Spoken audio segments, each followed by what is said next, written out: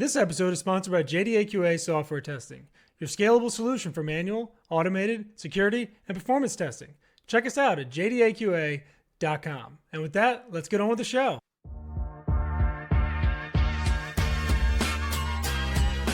This is The First Customer, hosted by Jay Agner.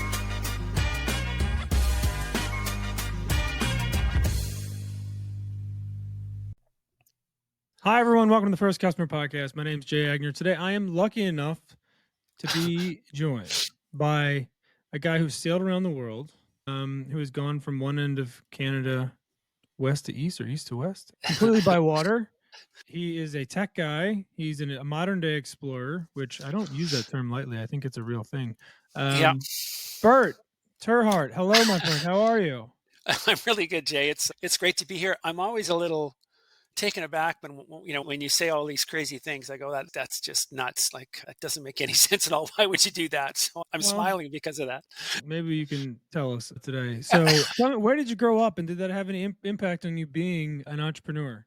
Yeah, sure. I grew up in a very small town in central Canada, about 120 miles sort of northwest of Fargo, North Dakota. Everyone can relate to Fargo, North Dakota. So that's where I grew up. My father was a land surveyor, a small businessman. We spent all their time outside. So I've had a very close association from, ever since I was a little kid with entrepreneurs, because that's what my dad was, and with small business, which is what my dad was. Love that. And do you see, give me like one of the successful things that you find yourself doing that your dad did, and give me something maybe that was something that he needed to work on that you find yourself having to work on as well. Well, my dad was completely and utterly committed to his customers. So and it was basically, as a land surveyor in that time, it was basically an oil patch job. So when anybody called was working in that industry, you just did it. So I remember surveying with my dad Christmas Day, New Year's Day, every holiday you can imagine, in the worst weather possible. We'd be outside with a pickaxe trying to pound through frozen ground to put in an iron stake so someone could survey some piece of land for a well site or a pipeline. It didn't make any difference, but my dad was completely and utterly committed to his customers. And the thing that my dad didn't do really well was that he struggled with marketing. Maybe there was reasons for that, I'm sure, but he struggled with marketing. So I find myself in that, drawn to those, or I guess I shouldn't say drawn, I faced with the same sort of issues in terms of marketing. And secondly, I'm very proud to say that I'm completely and utterly committed to my customers' compliments of my dad's work ethic. That's beautiful. Fantastic. I love that very much. Tell me a little bit about, I know you've started multiple businesses. We probably have an episode on each one of your businesses, but why don't we run through the businesses you started and how you got the first customer at each one of those businesses? Okay, well, the first business I really ran was System Modal Software. That was a company that wrote differential diagnostic and patient management software for medical practices. The next business was NextGen SEO. And then the next business after that really was LeadBrain. So they're all very similar in that they're in the same sort of tech space. I've been leveraging the same, set of core skills through each and every one of those enterprises. And first customers is a really interesting question, because they've been System Modal Software was formed really on the back of a very robust partnership with a very large company. NextGen SEO was an offshoot of that, because all those same customers were requiring visibility across the entire web space. So that was NextGen SEO. So my first customers were really an offshoot of my success with System Modal Software. And LeadBrain was really a successful, my first customers with LeadBrain have all been, again, in the healthcare field, because it's a niche I know. So I can talk to those people. That sounds tremendously arrogant. I apologize for that. No, that is part of the problem, right? I hear that multiple times a week with friends and coworkers, and they don't speak the same language, or they make a lot of assumptions about how their clients communicate or what they think. So I think it's a really important point to be able to speak in the language that your customers understand is a really big thing, instead of expecting them to understand whatever the hell it is you're trying to explain. So I think that's good. So talk to me. So LeadBrain is kind of the current project, the current company. Do your customers look today, or who is your customer today versus back when you started the company? Or is it the same exact person, company, etc.? Well, what I think to be really successful whenever you're starting out is you have to start out with a single offer and to a very specific niche. So the lead generation space. I mean, lead brain AI would suggest that I'm in the lead generation space, even though that's not entirely true. But in point of fact, that's a very crowded space. There's lots of people that are trying to get into that. The barrier to entry is very low. Anyone can hook up with Go High Level or any number of other platforms and become a lead generation expert. So because it's a very crowded space, I decided if I was going to have any traction at all and make any impact, because that's the only reason you'd start a business, is to have some sort of impact, not just for yourself and your loved ones, but of course for your customers, would be to focus on a niche I really know. So again, that's the healthcare niche. And it's not so much that I can talk to them. It's that I understand very well the kinds of services that they're trying to offer.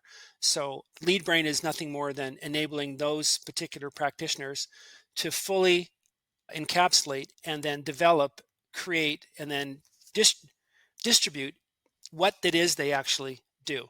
And of course, that sounds very simplistic, but it takes a very smart person to explain a very complicated and difficult process very simply. So Hmm. these are very competent, very smart, intelligent people, and I think everyone can understand or can relate to sitting down in a doctor's office or a medical professional or healthcare professional's office and not having a clue as to what it is they just said, but to Yes. them it makes perfect sense. So that's where I am with LeadBrain. So, I mean, you talk about standing out in a crowded space, and then Mm. you tack AI onto the end of a lead generation name.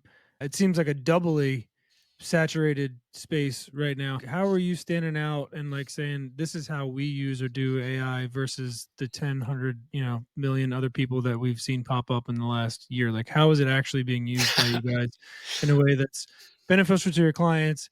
It's not cookie cutter. It Yeah, doesn't all feel like Chat GPT. Like, yeah. how are you using it in a real effective way? Well, I think first and foremost there's something I've called the field of dream fallacy ever since that movie came out, because remember, I've been in the tech space for a long time, and long enough to know when people didn't have web pages or websites. That was a novelty. There was no reason to have a website other than just to go, "Ooh, look, I have a website." So just because you build something doesn't mean that people are going to come. Just because you create a bunch of content with AI doesn't mean that everyone's going to find it and love it. Just because you have a social media account doesn't mean you're going to have, thousands or hundreds of thousands of followers. So this idea that you can just build something with AI and wave the magic AI wand and suddenly you're going to be successful is wildly wrong, and it's been wildly wrong for a very long time, not just in the AI context, but in every other content context that you can imagine. Hmm. So we simply use AI to automate things that happen with everyday work in every single office, and certainly in every medical practice office across the country. So we're using, of course, we use AI to develop content because we can do that very quickly. But that content never goes out without going over a set of human eyes, and we're very sophisticated in how we use AI. So we have prompts, for example, that run to 1,000 or 2,000 words. So as opposed to write me an article, right? It's a little more nuanced than that. So any AI that we use to create content is very finely tuned. And secondly, we're focusing on automating those things in a practitioner's office that can alleviate some of the overhead, some of the administrative burden that's present in every one of those practices. What, just in general knowledge, what are you feeding 1,000 to 2,000 words into a prompt? Like, I know you're kind of refining down, but just give me Mhm. like, is it a very specific type of article about a very specific topic, about a very specific, like, is it just drilling down to kind of make sure that the content you give back is ultra kind of honed to what you want? Like, what are those big prompts doing for you? I guess is the overarching question. Well, the first thing that we use the big prompts for is that we'll use them to clearly identify what the ideal customer profile is for that particular practice. So that's no different than really any other business in that regard. But I mean, most of these practices rely on word of mouth, so it becomes, if you ask them, who their ideal customer is, they typically struggle with that. So we use prompts to drill down and to identify very hyper focused, very particular customers or clients that these particular practices might would want to be attracting. So that sounds, and of course that's constantly changing. So there's a news element to that, for example. So it's football season, of course. So concussions are an issue, certainly. They've always been in any contact sport. Hockey's the same. So when we go to, say, in Canada, it's hockey season, but then later on here we'll have soccer, and then that will be something more like ankle and foot injury. So we have this. Hmm. So we're focused. We're trying to take what's happening right now, and we're trying, because we're creating content that we're distributing, and we want that content to be relevant. So that's one of the things that we're using those very large prompts for. But the prompts, imagine, are iterative. So we'll ask a very specific question, we'll get an answer, and then we'll use a derivative of the answer plus the original prompt to fine tune the end result. So in the end result, we typically end up with a document that guides us in how we're developing content or where we're steering effort. So effort could be in the form of cold outreach, it could be in the form of optimization of someone's online presence, or it could be in the form of ads. So that's a sort of a 40,000-foot view of the prompt landscape. I love that. I mean, that's real applicable insight. I love that. If you had to start over again tomorrow with everything you've learned and you've, same business, same, targets, etc., or maybe not the same targets, but same business, what's step one tomorrow if you have to start over again? So if I had to start over again, let's just talk about LeadBrain. If I had to start over again with LeadBrain, I'd spend way more time getting to know a particular niche really well. Over the course of everything I've done, that's been the most successful sort of meta strategy. So that's where I would start. I would have a very good idea of what niche I'm in, why I'm there, what the possibilities are, and what I can actually offer, as opposed to just pulling out a shotgun and yanking on the trigger. I mean, it's a great point. I mean, I had a conversation yesterday with a friend of mine who was stepping out of consulting. We were kind of walking through what some of his potential offerings were. And I am just curious, like, if you were starting over and you were trying to niche down, I guess the question is like, take it back up a level. Like, how do you even start that process to know like you're barking up the right tree? Do you just take Mm, something from your background and you start to go, I'm really good at this, and this is how this may apply to some potential companies that I know I've worked with or at or whatever before, and then you start to figure out what the offer. I mean, what is the kind of high level approach to somebody who sits down, has a lot of good experience in very specific industry stuff? How do they get out there and start getting customers, consulting, just getting their feet wet in the space? Okay, that's a really good question. That's one of the best questions I've been asked for a long time. No, So, thank you. so, so here's what I would say to that. Firstly, this process is very boring, and the only way that you're going to stick with that process is if you are somehow attracted or drawn to it. Which is to say that you have to like that particular niche. Like you had talked around it a bit in saying that you're good at this in some way, shape, or form. So look at what you're good at, and what you're good at you will tend to stick with, no matter how boring it is or how much persistence it requires. And what everyone does, and I'll use that term very generally. What everyone does is discount their story. So if you look at what you're good at, you'll have an understanding of what your story is. And your story is what's going to attract new customers. Not you, it's your story. Like we see the world through stories. That's one of the things that drives social media, is that this is very powerful platform where you can tell your story. You have this ability to tell just your story, and that story has the potential to reach hundreds of millions of people, and we see that every single day. I mean, it's unbelievably powerful, and for people who've been in who may not have seen the change from sort of zero to where we are today, it's incredibly amazing how powerful this idea of storytelling has become. So I would lean in. If you're starting out and wondering where to go, lean into your story, lean into what you're good at, lean into what you know, lean into what you can persist at when it gets boring, because it will get boring. Hmm. I don't care. If you get launched up into the International Space Station, it's oh how amazing and oh how exciting. And then you're up there and you're bored out of your skull for a short while. And then it's time to come home, which of course is tremendously exciting. But Yes. you can, if you're flying, I mean, I could go on and on. You're a fighter pilot, Yeah. most of the time it's on autopilot, right? You're not Right. doing anything. Yeah. You're That reading the makes sense. newspaper. I So think promoting your story is a big takeaway there. Like, mm, lean into your story. That may be the yeah, name of this episode. Lean into the story, because I think, well, you've heard your own story so many times. I don't think that you really think that anybody else cares. But if you craft it in a way that kind of shapes who you are as correct. a person, a consultant, an interesting human being, like, I mean, you may be one of the most interesting men in the world. So I think that you've done a good job with your story. So look, I do have a question though. It kind of feeds into personal brand, right? It's like Yeah, there's Bert. and then there's lead gen, and then there's all these different, or lead brain, and there's all these different kind of things that you've done. Do you focus on personal brand at all? Do you take it into account at all, or is it all just kind of part of the businesses you run and you navigate it that way? I mean, I kind of fell into it. This idea of personal branding is your story. You made a very good point earlier. You kind of just raced over it. Was the fact that we take it for granted because it's us, and it's just us. How I live every day. It's who would care about that because it's part of us. It would seem boring, but it's not. But I think that, I mean, for me, I mean, in more generally, let me answer this in a more general way: is that all of North America, certainly, I mean, certainly in Canada, because that's what I'm more familiar with, was discovered and mapped and people were drawn here because they were entrepreneurs. So there's this relationship between entrepreneurship, adventure, leadership that I think you simply cannot avoid. So if you want to be an entrepreneur, you have to be a leader. If you want to be an explorer, you have to take risks, which is like being an entrepreneur. If you want to do something interesting, you have to go to a place that no one's ever been to before. So they're very closely intertwined. So there isn't anything that I've done on the explorer slash adventure side. There isn't any lesson there. There isn't a lesson that I've learned there that I can't bring back to my businesses. So Mm. I think all those things are very closely intertwined. And every time I'm off doing something, I'm looking to come back with something that I can then leverage in a business, which then can help other people. So the whole idea then is, for me, is service. So all these things are wrapped up in these sort of meta principles, if you will. So what's next? I mean, you've done so much. What's the next big adventure?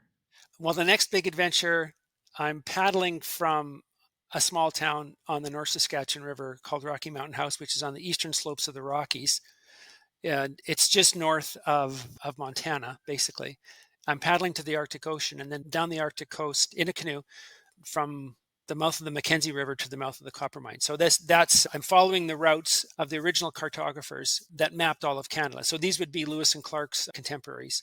Hmm. So they'd be names that everyone would know. Certainly, the Mackenzie River is named after Mackenzie. I'm on the Athabasca, which actually that route, the first part of that route was first done by an American named Peter Pond. So Hmm. I have this historical bent. I'm, very proud Canadian. I'm very embedded in trying to understand how it is that we got here and to pay due respect for the people that managed to build the country that I know and am privileged enough to live in. So that's sort of that's part of the motive, but that's what I'm doing next summer. I'm on this 5,000, basically 3,500-mile canoe trip. Holy cow. All right. Well, goodness gracious. Well, I wish you the best of luck on that. Maybe we should have a podcast just about that. That'd be great too. Well, one final question that I ask everybody, and this would be I mean, I don't know if I've ever had trepidation asking this question before, but I guess I have to now with you. If you knew, what would you do if you could do anything on earth and you knew you wouldn't fail? What would I do if I could do anything on earth and I Mm. knew it wouldn't fail? Yep. Okay, well, that's a really tough question because you have all these crazy answers about that. Okay, if I could do anything on earth and I knew it wouldn't fail, I would increase agricultural production by fourfold without impacting without impacting the chemical load that we place in our soils today. Hmm. One of the reasons, and I say that because one of the reasons that we're able to live the life we live is that industrial agriculture has completely changed the way that we feed the world. But of course, there's two sides to every coin. And the side that the sort of the downside, or the opposite side of the industrial agricultural coin is that it's come at the cost of tremendous chemical loading of our soils, which then has an impact on how we're able to feed the populations going forward. So as the third world, comes online, they become more like us. They need to be able to produce food, and they need to be able to produce food without the chemical impact going forward. So First there. answer of that for sure. Never gotten that answer, and it's a beautiful answer and something that I guess the son of a surveyor would be very interested in. The Yeah, dirt, the the dirt dirt. being the dirt is Yeah, his answer. the That's great though. dirt. All right. Well, Yeah, Bert, if people want to yeah. find more about you and your journeys or about Lead Brain, how do they do that? Well, the simplest thing is just to go to BertTerHart.com. So BertTerHart, BertTerHart.com. And from there, you can go anywhere. If you Google my name, sadly, there's way too much there. Yeah, there's a So lot. There's a Yeah, there's lot. a lot. So I I think did the I did Google it. yeah, it's yeah, what can I say? So You're a busy guy. You've a done a busy guy. lot. Yeah, so I think that yeah, so just go to and then from there you can find, that'll take you to those places where you wanna go, so Beautiful. Well, Bert, we do wish you the best of luck on your trip and with business and with everything else. You're awesome, man. I'm glad to have met you and know you. And, we wish you luck with everything. Let's stay in touch. All right. okay, that sounds great, Jane. It's been Thanks for great being on, it's been Bert. I'll great talk to you, buddy. See you, man. Okay. Later.